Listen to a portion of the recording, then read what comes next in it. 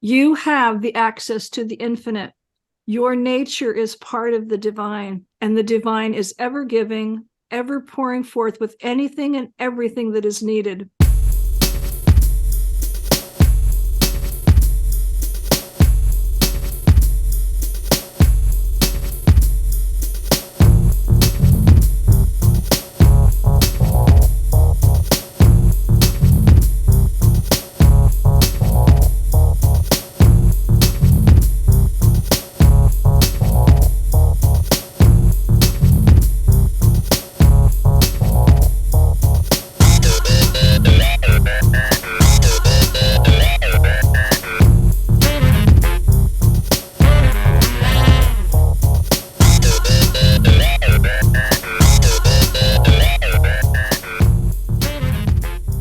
Welcome to Supernormalized. Today on the show we have Joanne Richards. She's had some experiences that have dramatically changed her life over the last 20 years. 6 marriages included abuse, divorce, and death. Her current husband is a former military intelligence officer incarcerated for a crime he did not commit. An active member of the Mormon Church for nearly 30 years, she left it behind to embrace the world of UFOs, elementals, magic, and paranormal, which speak deeply to her soul. Through her many struggles, she's found her strengths, gifts, and inner power, learning and that dreams do actually come true. So, welcome to the show, Joanne. Thank you so much. Thanks for having me. Well, look, we contacted each other and connected through a tool called Podmatch, and you said that you'd had personal UFO sightings, paranormal experiences with elementals, and you also have a solo-based magical practice, which resonates with me as well, because that's what I do. And yeah, and you've had experience and knowledge of, actually, I should say, knowledge of alien species due to your ex-husband's military experiences. That's a whole lot of things to cover. So that's really good. Let's see how far we go with that one. Okay. You may want to invite me back. Who knows? Yeah, for sure. So where should we start? And was that a good introduction, or is there anything that I missed? No, you covered it, because I was going to say the only correction is now that number 7 is an X. So, but you just said that. So okay. So the military hero who was the current, I need to change my profile. He's now an X, but yeah, I did learn a lot from him. Excellent. Oh, we learn from every single one that we exactly that we cross our paths with, especially in relationship. Well, now, where would you like to start with all this? Because there's a lot of things there that are really resonant with all of everything we like on the show here, and the listeners like. So, Mormon Church for nearly 30 years. Wow. Yes, I joined when I was 12. A best friend's family that my family used to go camping with, they were Mormons, and I just started going to church with them, and then joined and stayed a member till I met husband number 7, then left the church. Right. And 30 years is a long time to be in one church and one farm. It really obviously had a lot of deep connection with you. It did, and until it didn't, it was fine. And I don't have any angst about the church. I didn't have any trauma relating to the church. I was going to say 5 of my husbands were Mormon, I think. 4 or 5 of them were Mormon. It's like the church was fine while it was fine. It was the husbands that I married that were members of the church that were not so fine. But again, I had no problems with the church. I just decided at one point that I didn't need it anymore, and I went a different path. Okay, so just for clarification, sure. They weren't all 5 husbands at the same time? No. The women are not allowed to do that. Oh, okay. The men aren't allowed to do that anymore, but the women were never allowed to have more than one husband at a time. Okay. So, why so many husbands? What happened? Do you mind me asking, I should say, too? I don't mind. Because this is it's like the book that I wrote called Midlife Magic. Half of it covers all the marriages, and in the Mormon church, you're not supposed to have sex before marriage. So for two things, I wanted my forever little happy family, and you couldn't have sex before marriage. So if you were attracted to somebody and you were getting along, and I had just assumed, if they're a Mormon, I'm a Mormon, we're going to think along the same lines. We're going to want to all have kids. And I just assumed we would think along the same lines on many of my important things. That didn't turn out to be the case. In all of those cases, we never courted long enough for me to really get to know them. It was just like, oh, if you're a Mormon, we're going to live happily ever after. That's great. And that wasn't the case in any of those things. So I kept trying. I kept falling in love, or so I thought I was in love. And I kept thinking, well, and now I have a daughter and I need to have a father for her. So, it's like, and if your hormones are raging, then you need to get married. Yeah. I no longer feel that way. Yeah. Yeah, I think we learn through time and experience. So Exactly. yeah, I completely understand. So in the end, why did you leave the Norman Church? Again, it's like I met the husband number 7, and number 1, he was in prison. And so it was a thing of like, do I want to spend all day in church, or do I want to go talk to this really interesting guy? And so the interesting guy won out. And then as we talked about more things and we talked about spirituality versus religion, it's like, oh, there is more to this than just the narrow way that I was thinking. And, I got interested in other spiritual topics. And it's like, oh, I started seeing him more than going to church. And I said, okay, I can do without this. And I never went back. Right. So what was he talking about? Oh, we were just talking about like spirituality in general. And we didn't even talk about aliens at the beginning, but just like history and politics and world things, and just lots of things that I had never had really good discussions about with people I was dating, let alone married. And he was just very smart and intellectual. So we met each other on that level. And I was just really impressed with how smart and interesting he was. And they had lived in lots of places when he was a kid because his dad was in the military. So, I was learning all about Europe and all these cool places. And, the alien stuff didn't even happen for a few years later. But so it was so fascinating. I just couldn't resist. Yeah. Kept on going back. See, you actually became a prison wife. So does that mean you actually married him while he was in prison still? I did. He was in prison when I met him. We got married at a prison. He's still in prison. How did you meet a guy in prison? My what prompted you to meet a guy in prison too? That's really odd. Well, my roommate at the time was married, or I don't know if they're still married or not, but anyway, she was married to a guy in prison. And when we became roommates and I found out about her husband, I went with her to visit him once. Okay, this isn't so bad. This is okay, because you're in a big visiting room with people that are just enjoying their family and friends. It's usually very friendly. I've only seen one case of violence in a visiting room, and that was between a husband and a wife, not between inmates. The inmates know to keep it out of the visiting room. And then I think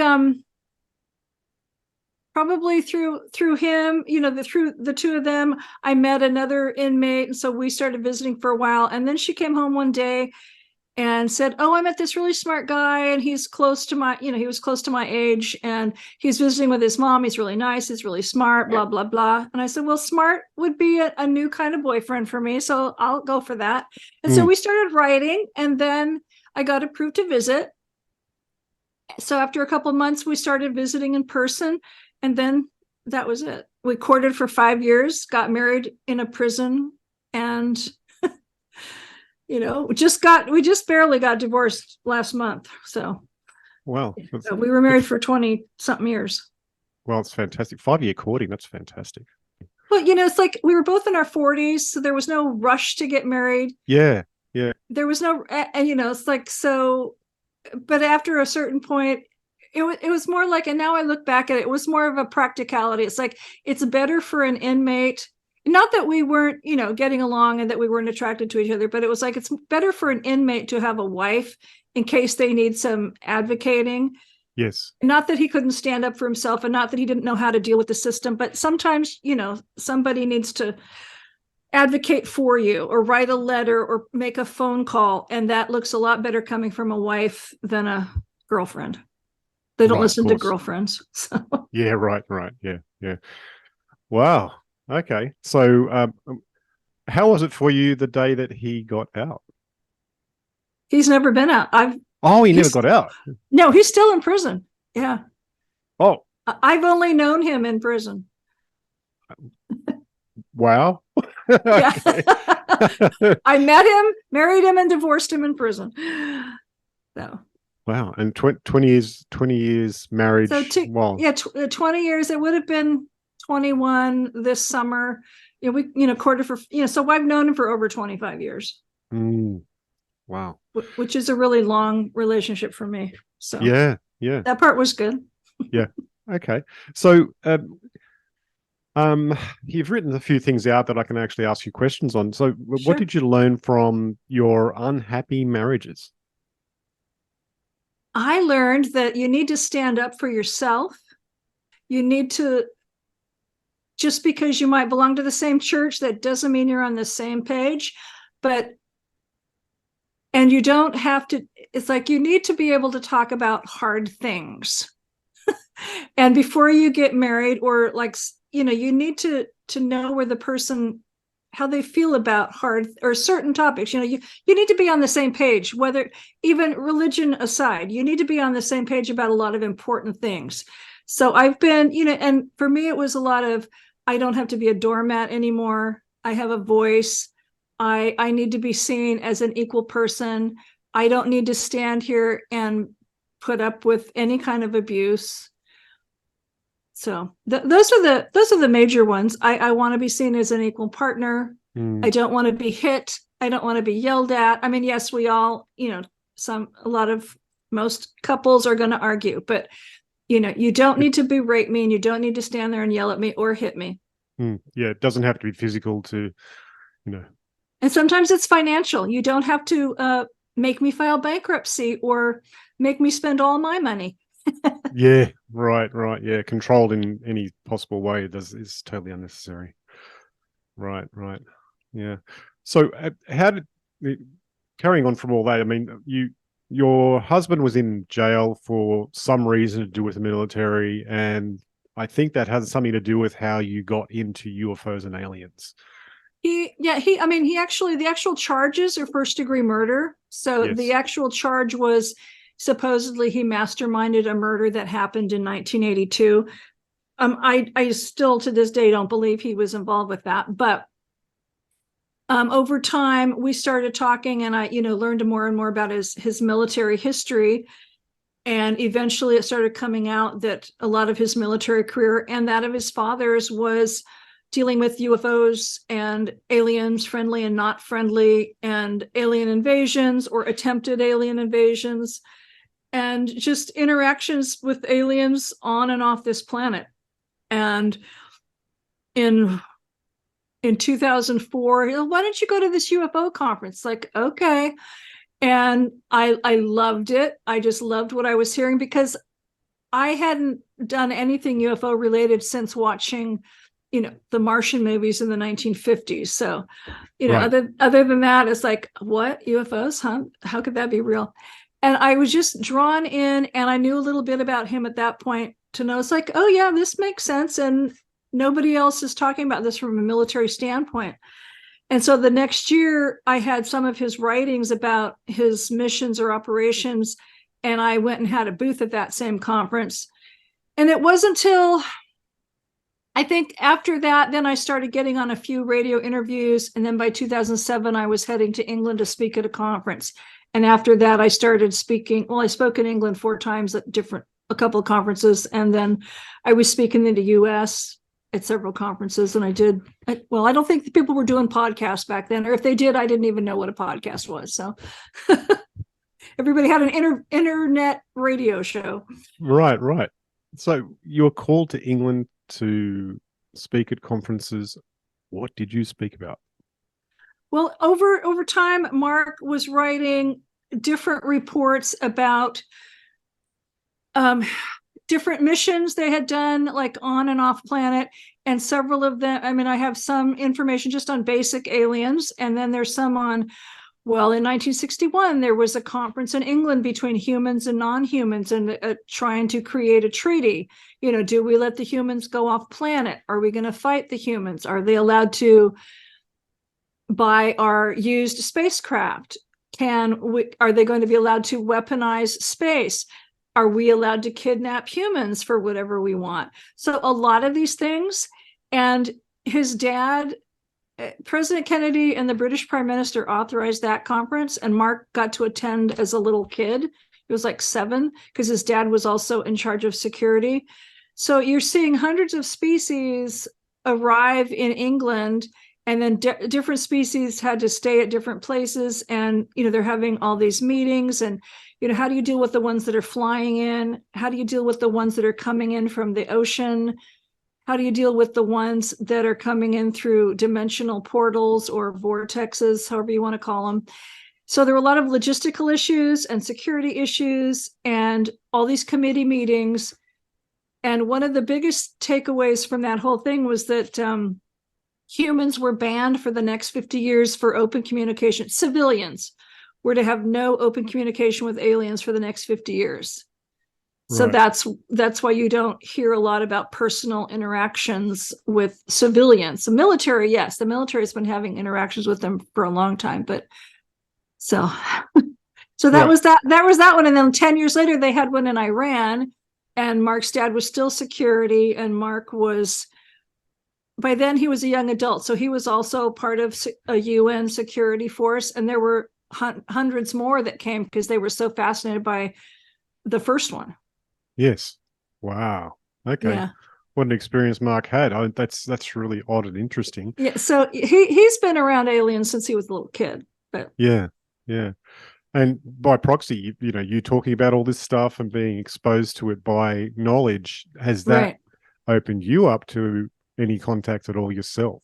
Well, because the ban is still in place, because they renewed this ban when the year that Kate and William got married, there was another conference, a small conference in Paris. Everybody thinks they're at the G8 or the G20 or whatever those things are called. And, in the background, there's another alien human conference. So they renewed that ban. So civilians are still not technically supposed to be having open interaction with the aliens. So I've never personally, I've had, so I'll tell you what I have had. I've never had a face-to-face interaction. I'd love to, especially with some of them, because some of them are so lovely sounding, whether they look scary or not. But some of them are very friendly. Some of them are just like big cats and some dogs and little insect things. And there are some that look really scary. There's one of my favorite species that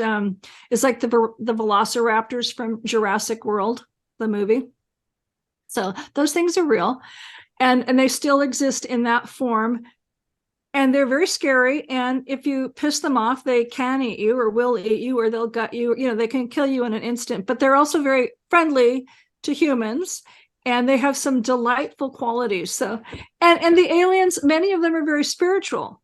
So this was really attracting me. And like the raptors, for example, they love their families, they're highly educated, they love art, and they're just really smart, and they've got a lovely sense of humor, and they practice magic.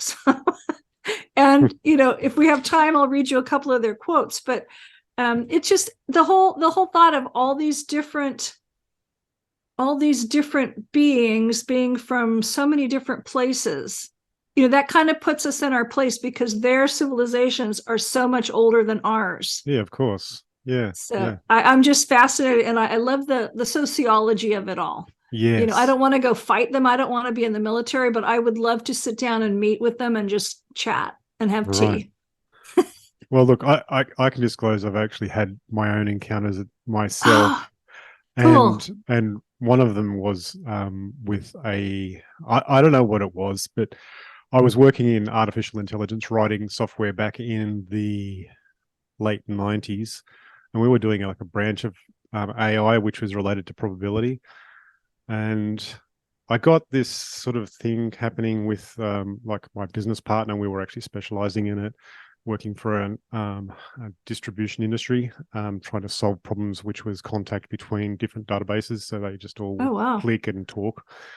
And it got to a point where I was very, very stressed with all of the work because it was just overwhelming.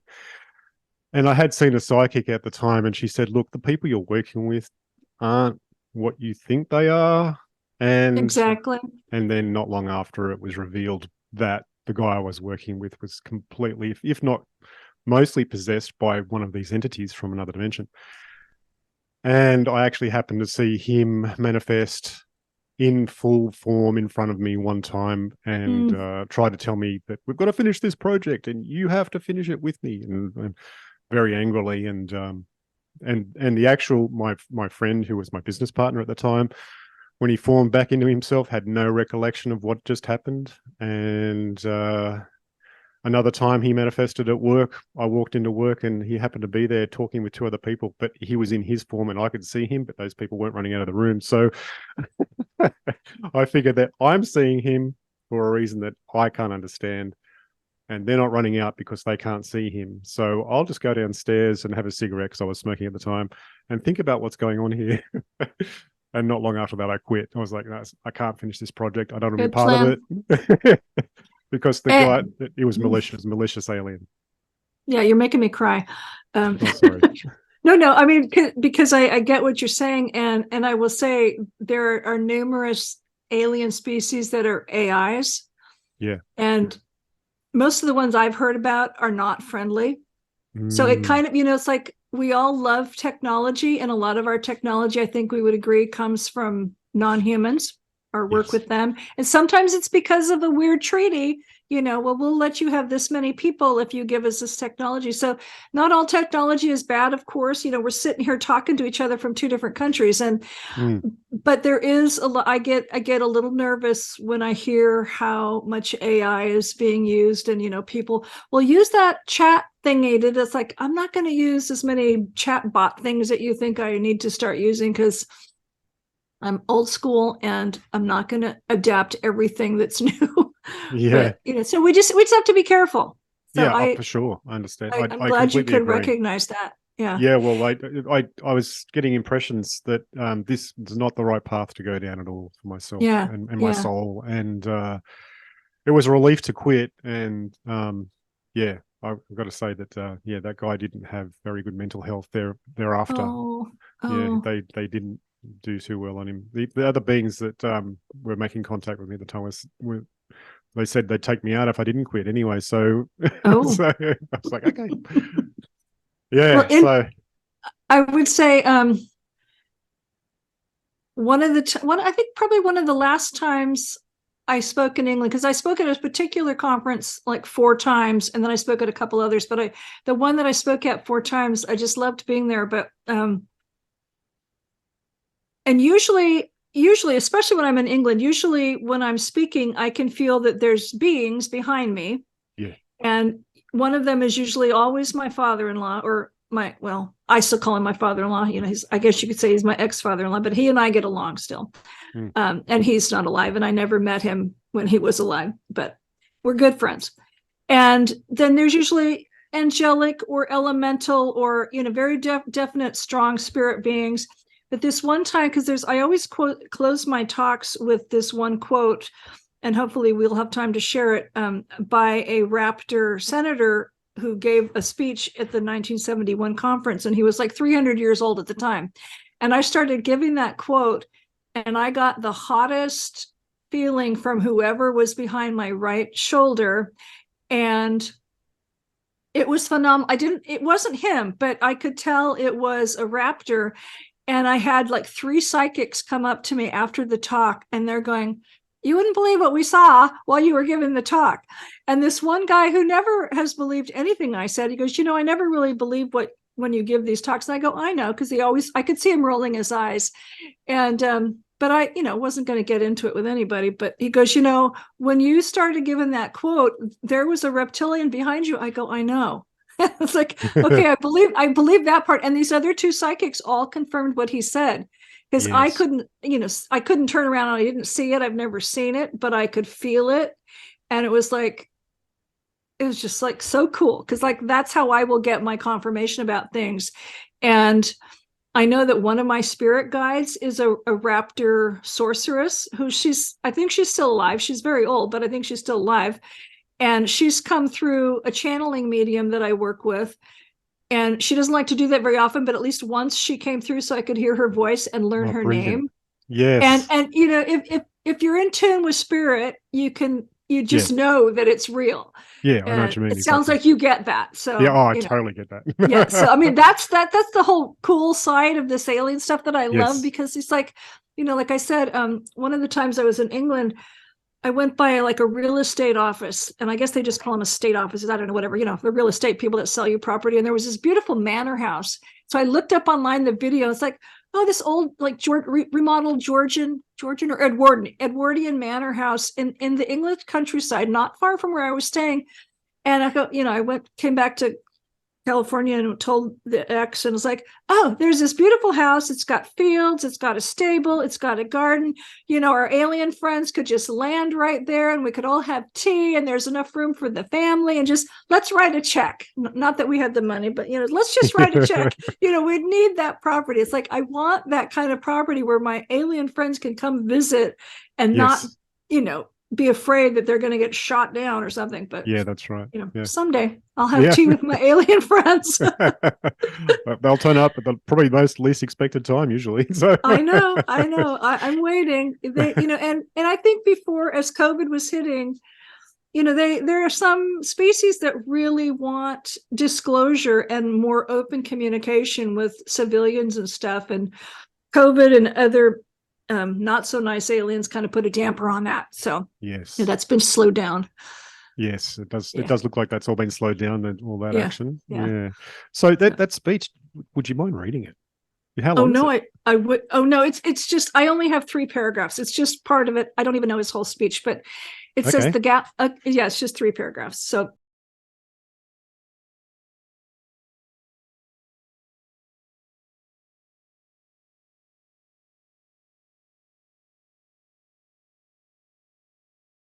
The galaxy's great spiritual thinkers from every sentient species have taught the wisdom of seeing beyond any appearance of lack or limitation. Because they recognized the natural perfection at the heart of all life, they saw the greatest possibilities. They knew that wholeness, beauty, peace, and harmony were always present and would express if recognized and embodied. These spiritual masters saw their world with eyes of wonder and awe, even if they had no eyes. They teach that each of us lack for nothing. Each of us is part of a universe so abundant that it is impossible to count or comprehend the reach and richness of it. Infinite means never ending, never ceasing, always replenished, always greater and more beyond imagining. You have access to the infinite. Your nature is part of that divine, and the divine is ever giving, ever pouring forth with anything and everything that is needed. The universe would not exist if it were not a self-sustaining and continuously expanding system. Each sentient life is part of this system, and you partake of its nature and composition. Like the water that makes up most of the human body, the infinite abundance of the universe is inherent in and as you. There can be no separation or a canceling out. A defeating of both would happen and nothing would exist. Brilliant. I love that. And what was I going to say? It's like, you know, it's like when I talk to my spirit guides, and it's like the spirit, the human spirit guides, and even the aliens, he's like, they really want to work with us. They also want humans to know that we need to be a little more awake and aware, and, you know, a little more conscious about certain things, but they really do want to work with us and have some kind of harmonious, you know, interaction, whatever. So it doesn't have to all be gloom and doom. No, not at all. No, not at all. I'm certain of that. And as it is with everything in the universe, there's some good, some bad. You know, that's true. You can't expect everyone to be nice. No, and even the humans aren't all nice. No, that's true. That's true. That's true. Yeah. No. Yeah.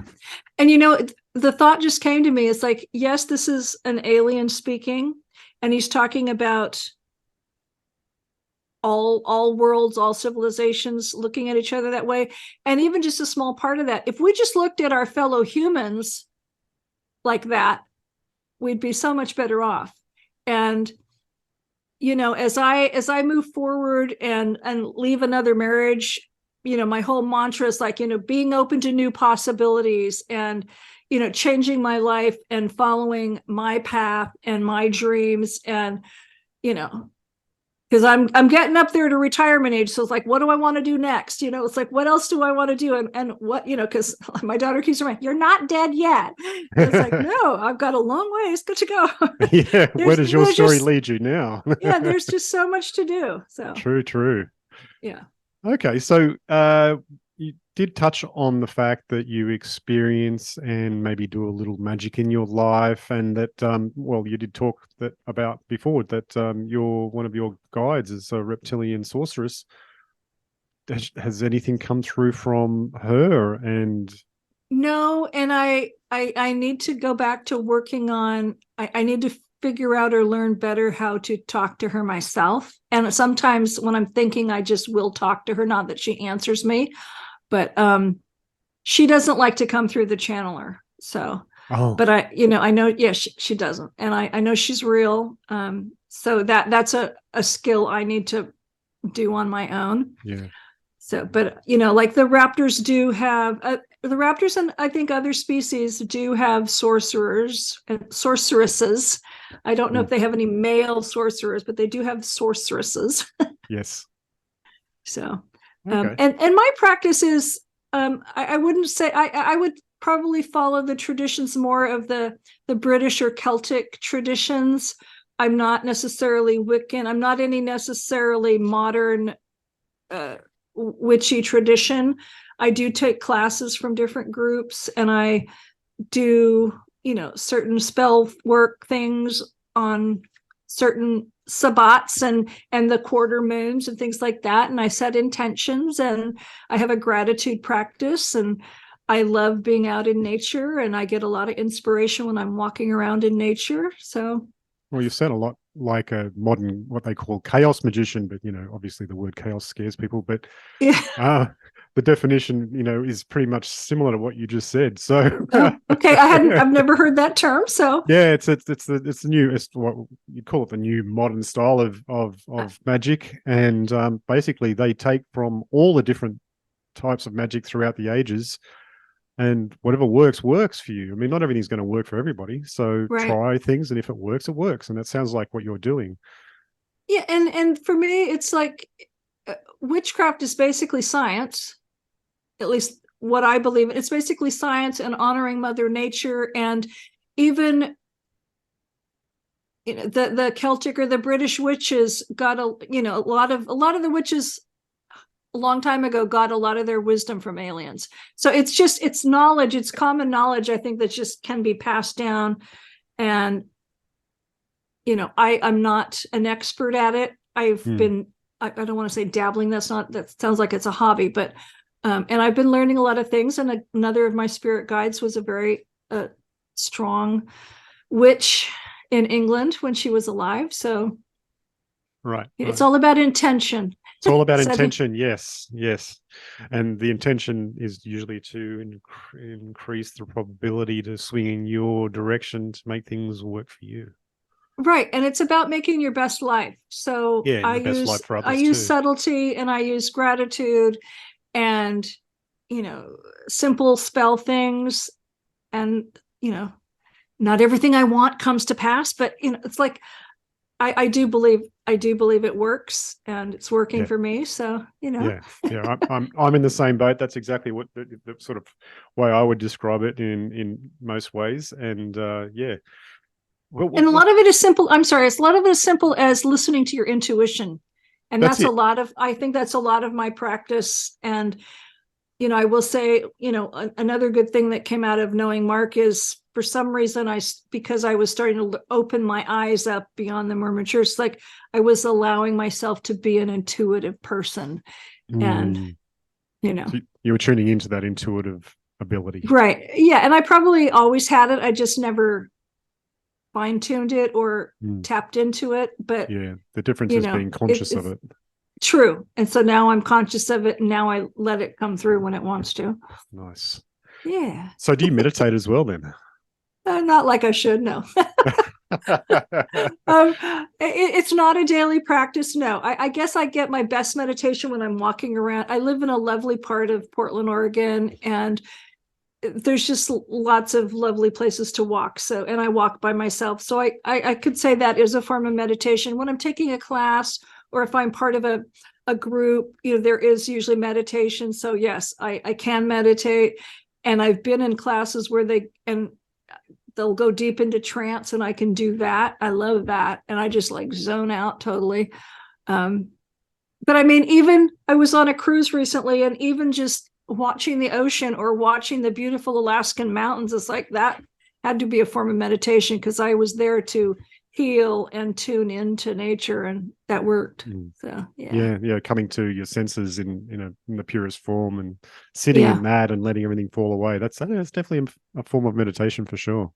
I would think so. I mean, I remember when I was giving a talk for the Wisdom Conference, and it's probably been a couple years almost now. The talk came to me as I was taking my walk on a couple of different days, like, oh yeah, that's what I need to say. And I had to go home and write it down. So it's like, I do feel like taking my walks really helps. Yeah. Sometimes because I'm not walking I'm not walking, watching my phone, and I'm not listening to a podcast or anything. I'm not listening to anything. I'm just, walking and looking and tuning in. So allowing the space for something to fall in and exactly inform you. Yeah. Excellent. I'm a bookkeeper, so I'm always in my head. So it's really nice to not be in my head. Yeah, for sure. So another question that you had here that I could ask was, what do you mean by elementals? So frame all that up for us and give us some understanding. Sure. Elementals to me is like the broad term for what people call the fairy realm. So elementals are energy beings, and fairies, brownies, sprites, trolls, all those things that you think of when you think of fairies, just that fairies is one type. So and there used to be several of different types living in the house in California that I was living at. So I learned about them through Mark. So that's another thing I'm grateful for. But they're very interesting, and they are here on Earth. They're out in space. Some of them, are very connected to various alien species. I have never been able to communicate with them telepathically like my ex, or, talk to them face to face. I have seen the orbs, or I've taken pictures of the orbs. And when I was in California, a couple of times, one time I saw one kind of in I was kind of in a meditative state, and it's like the bush. It's like, oh my gosh, there's a fairy, a huge fairy, like queen's head, like instead of the bush. And then another time I was watering, and I accidentally got watered the fairy that was on the flower, and it's like all of a sudden it's flying away. I go, oh, that's a butterfly. Oh, that's not a butterfly. Those are human legs on this tiny little creature. And so it's like, they're wonderful energy beings, and they can take physical form. It's difficult for them, but it's like I treat them as an honored member of the family. And I learned to leave treats out for them, especially for the quarter moons and big holidays and things like that. And they can be very helpful. They can give you inspiration, and if you make them upset, they will hide things for you, or push me up or down the stairs, or, but they can be very helpful, and they're very unhappy that humans have not taken good care of this planet. So that makes them very unhappy. Of course. Yeah. It's the places that they live. Yes. And I don't always, I can feel them. It's kind of like ghosts and I. It's like I can feel them. I can't really see them. I can see shadows. So I could see the elemental shadows out of the corners of my eyes. I could never see their physical body. But did I make little beds for them at my house? Yes. Did my ex makes fairy houses and all kinds of things for them to live in. So I have a couple of those. So yeah. Excellent. Yeah. Early this morning I woke up, and I heard the house creaking in an unusual way, and I was Oh. laying there in bed, and I was like, "Oh, that's moving around the house, whatever that is," and it's moving into the hallway, and then our dog, which is asleep, starts sleep barking. I'm like, "There's definitely somebody running around," and then I could feel it, the Ah. presence leaving, and then he stopped barking. I'm like, oh, that was so obvious, Oh you know. gosh. Yeah, So yeah, my cats, they won't bark obviously, but they will sometimes. I'll be places and they're like looking up at the ceiling. I go, "Okay, who's here today?" yeah, And especially at the California house, the cats could tell, the elementals, and the elementals would like ride the cats around the house. But one of my favorite stories is like one of the times I was in England, the very first time I was there, I took some elementals from California with me to England because they wanted to go. mm, And one of the places where Mark had some fond memories is Warwick Castle. And so I went to the castle, and this has nothing to do with the talk I was gave or anything, but it's like, because I went to some of his favorite childhood places anyway. So I went to the castle, and I'm, walking around doing the tour. And then there's like a hallway, a dark hallway that looks over where the Great Hall is. And so you can't always see the elementals like with your naked eye, but I just started taking pictures because I figured I'm going to go down this hallway. I think they might be here. Then when you develop the pictures, it's like, oh, there they are. There's like they're leading me along. So come on, come this way. And it's like, come follow us.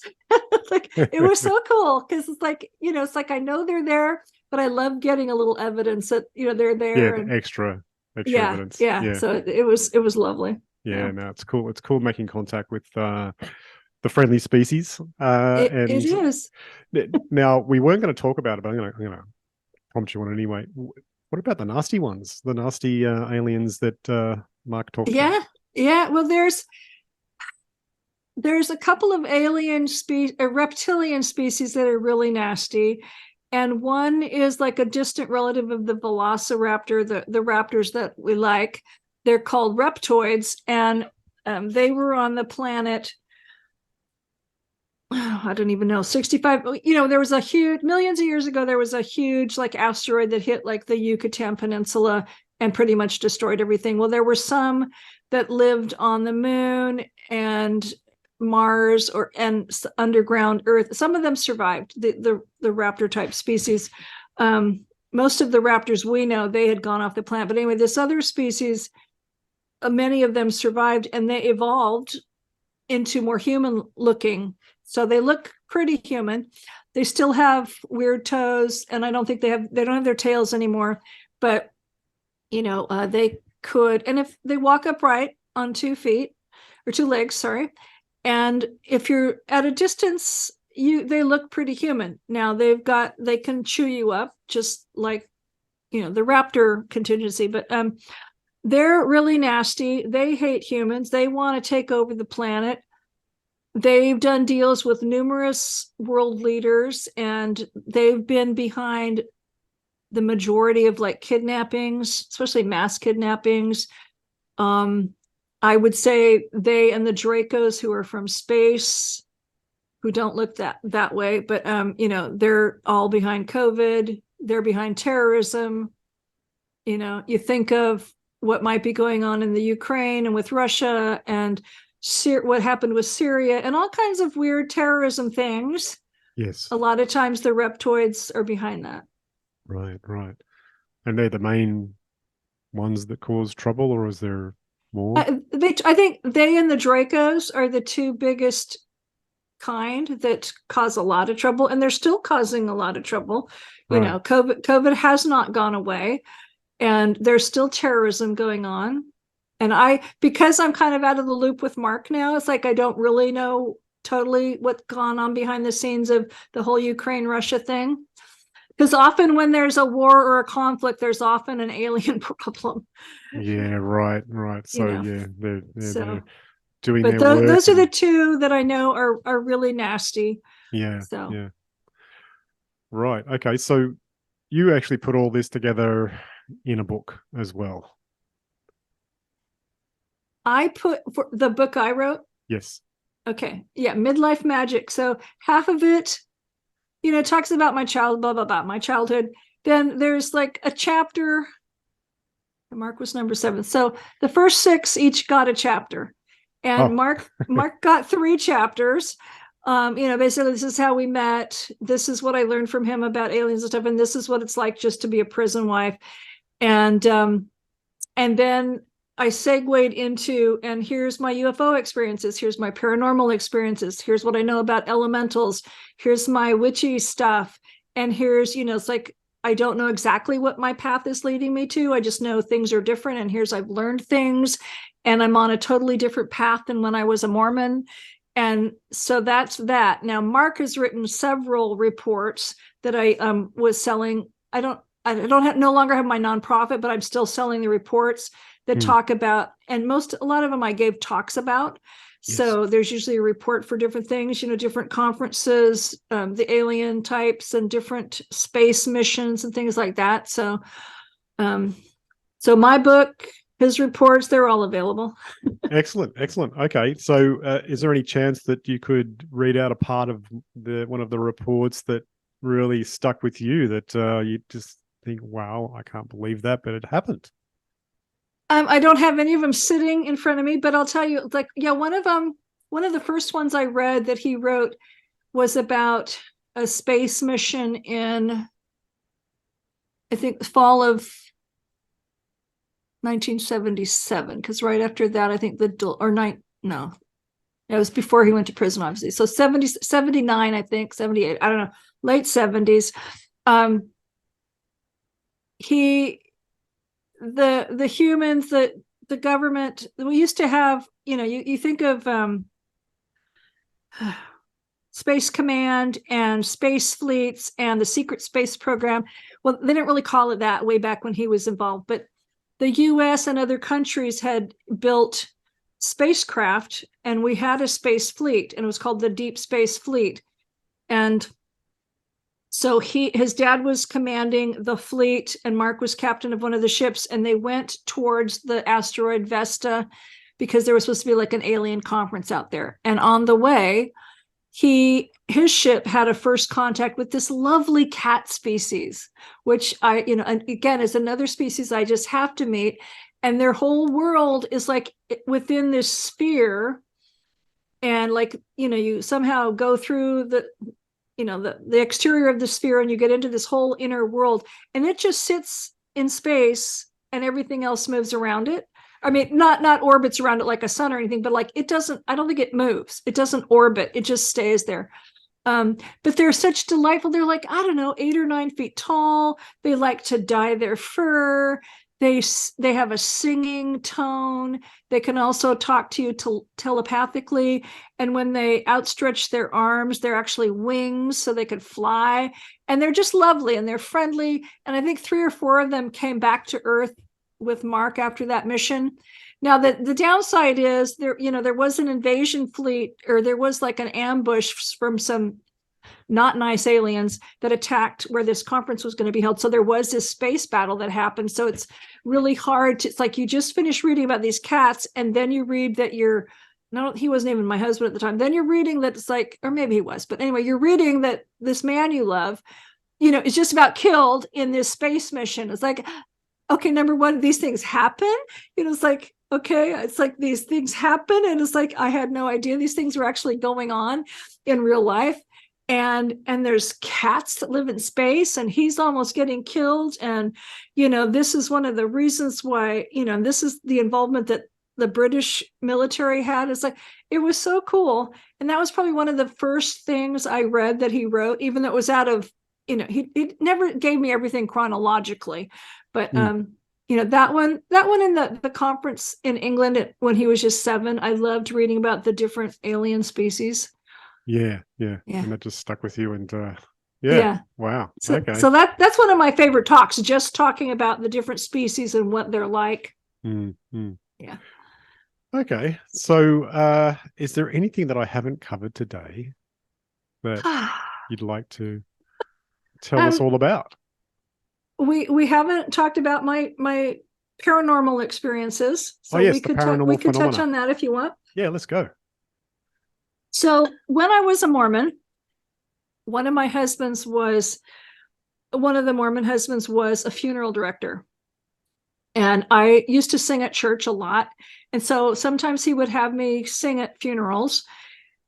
And okay, that was fun. And then one of the times he needed to transport, no, this sounds weird, but he needed to transport the casket of a deceased person from Southern California to Northern California. She was really old and she didn't really have any family. We were going to just have a graveside service with, like, I think 2 or 3 members of her family. And so I went with him to do that. And he's doing whatever little talk, he's doing the funeral director talk, the graveside service. And I'm standing there and I'm going, oh, I think the dead woman is right here. And bless her heart, this sweet little old lady, she was just standing there and just really happy and enjoying her service. I'm going, okay, I can tell that the ghost, the spirit is here. It's like, this is pretty cool. It's like, okay, that's pretty cool. And then I remember, go fast forward maybe a year or so, we moved to Ohio and his sister's like mother-in-law passed away. And I remember, I think I was asked to sing at her funeral. And I remember standing at the front of the church, sitting, like up on the podium thing. And I could tell her spirit like was right at the back of the room, hovering at the top. It's like, oh, good, she's watching. This is cool. And I couldn't see her, but again, I could feel these things. And it's like, oh, cool, she's here. That's fabulous. And then I kind of forgot about it. And years later, then when I met Mark, okay, well, I hear there's like, there's this cool aircraft carrier that's now in the Oakland or the Bay, San Francisco Bay, and they're turning it into a museum. And it's got some really cool, like World War II history and stuff. Why don't you go check it out? So I did, because I had a little newspaper and I like to write about that stuff. So I just did it about the history. And then a little after that, it's like, oh, I hear there's ghosts on that same aircraft carrier. And this psychic, bless you, is going to be giving a talk. Why don't you go hear it? I go, okay. And so I went and, drove a couple, 3 hours, I don't know, to go hear this lady give this talk. And she was a psychic. And it's like, oh my gosh, just blew my mind away about hearing all these different ghosts are on this aircraft carrier in one spot. And so I got acquainted with her and she said, well, you want me to give you a tour of the ship? It's like, oh yeah. And because she was a docent also on the ship. So we were allowed to go as the tourists were all leaving. So it's like, oh, this cool. Is really cool. So like we're going down one hallway. It's like, okay, the walls are this is really cold. This is a good sign. And then we go into the forecastle, which is, if you don't know, is where they keep the anchor and all that and all these big heavy chains. And so then I'm walking up this ladder. She's like, okay, we're going to go to like where the bunk rooms are, where the bunks are for the non-officers. Like, okay, so you climb up this ladder and she's gone into the room and I'm just at the top of the ladder. And there's like some column ahead of me and I could just tell there's this shadow. There's somebody peeking out from behind this column, just wanting to say hi. It's like, oh my gosh, hello. It was so cool. I, just forgotten that I even had this ability. And it's like, oh my gosh, this poor little scared ghost is just trying to say hello. Okay, now I got to go tell my friend. And we were in other parts of the ship. So it's like, Mark at the time said, well, okay, don't go into the medical bay, that's still got some, just tell me if you're allowed to go in there. It's like we could put our hands there and go, oh, bad energy, because they hadn't cleared, because there had been some alien combat on that ship and they hadn't cleared that out of the medical bay, but you could tell the energy from just being by the door. But we went into the chapel and they hadn't fully restored it yet. So she's standing over here and I'm standing over here. And we could tell there was another spirit who was kind of confused and he was hiding behind some boxes, but we could tell he was there and he was just confused and scared. And so we were just talking to him about, you don't need to be scared. And one of the other things that I love about I've been on that ship 2 or 3 times. When I go up on the flight deck, because Mark's dad, he was Air Force, but he had a close connection with the Navy, especially in the San Francisco Bay Area. And he had some dealings and some, he did some things on that ship. So I've encountered him twice with 2 different psychics. We'd go on the flight deck and I'm going, oh, somebody's right here. And she goes, yeah, I think it's your father-in-law. And it's like, yeah, I know. And it's like, you can just tell it's him. And that's happened with me with two different times, 2 different psychics. And it's like, it's so exciting to just like be right there. It's like he's got his arm around you. It's so exciting. And he's been with me in England several times. And another time in England, a couple of times. One time we went to like what's an old workhouse for the poor and stuff, and now it's a museum. And as we were leaving, we looked up in the windows, like, oh, there's a shadow just saying goodbye. And we're just, okay, we don't want to look too obvious to everybody that's walking around by us, but it's like, okay, bye, thanks for letting us come. And there was another time, I know, we were in a Blickling Hall, and it's in Norfolk, and it's where Anne Boleyn was born. And we're walking around, and we're going down these stairs that used to be like servant stairs. And my psychic friend in England, she's a trance medium, but it's like she can see the spirits like they were when they were alive, and I can just feel them. So we make a great pair when we're together. And it's like, oh, there's somebody on the stairway who shouldn't be here. It's like a well-to-do lady was sneaking back down the stairs, or somebody that shouldn't have been upstairs, or somebody was upstairs and needed to get, it was like somebody who'd been naughty and was trying to get out, not be seen. And then we were in another room, and we could tell that like right over by the window, it's like, and we caught this in the camera, it's like just like a shimmering, and we could both feel the spirit. It was so cool. And then we went out into the garden, which is, these formal British gardens. And then you go on this one side, it's like, oh, there's a secret garden. And you go through the hedge, and it's like, this is the fairy garden, because it's all enclosed by tall hedge. And you just sat there and go, ah, this is where the fairies like to come. It's like, I had a hard time leaving that little garden. But so I've had lots of fun, interesting experiences.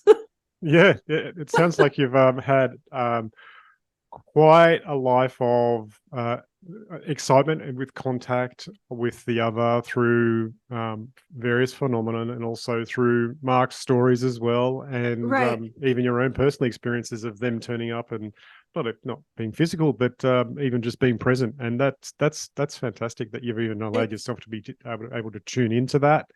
I love it. And accept that as well as a part of what you could see as a normal and natural life. That's awesome. Thank you. Yeah, I love it. And again, my hope is that, more people accept that as not being a weird thing. And, Yes. because again, Yeah. our alien friends, want to interact with us on a more personal level. So Yeah, I think it can happen. Yeah, it takes us actually accepting that it's possible, I think, too, as a part of the story. Yeah, exactly. Yeah, Well, yeah. I love it. And that's kind of the pathway that I find myself on. So, Yeah. yeah. Well, Joe, it's been an absolute pleasure talking to you, and you too. and hearing all your stories and everything. What I will do is I'll put links in the show notes to all of of your book, and Thank you. your website, and any way to contact you if they need to know more. And I thank you for coming on. It's been a pleasure. Thank you. Thank you so much. Appreciate you having me. Yeah. Okay. All right. So have a good weekend. What's left of it. You too. All Right. right. Cheers. All right. Bye. Bye.